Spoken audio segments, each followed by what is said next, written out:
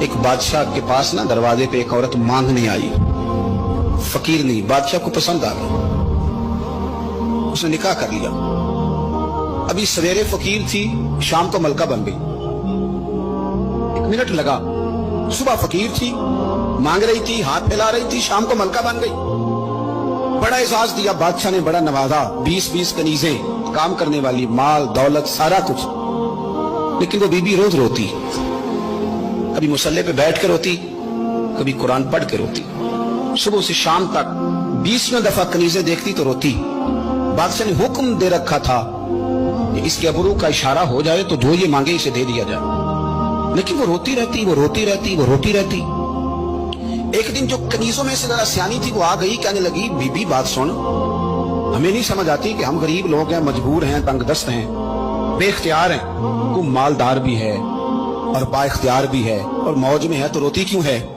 تو وہ کہنے لگی تمہیں پتہ نہیں میں کیوں روتی ہوں، میں جب پلٹ کے اپنا ماضی دیکھتی ہوں نا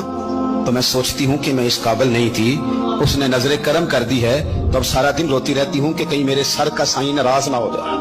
میں اس قابل نہیں تھی، میں اس قابل نہیں تھی، پتہ تے سارا ہے نا سردار نو کی تھی، ادھا پردہ چپایا ہی تیرا پلا اسی، میں قابل نہیں تھی۔ اور پھر ان کنیزوں کو کہنے لگی سنگ سہیلیوں آؤ بیٹھو، میرے لیے دعا کرو کہ وہ جو میرے پاس شفقت کرتا ہے وہ ہمیشہ مجھ سے راضی رہے، وہ کہیں ناراض نہ ہو جائے، وہ کہیں کسی جگہ پریشان نہ، کہیں کوئی ایسا معاملہ نہ بن جائے۔ اس یارو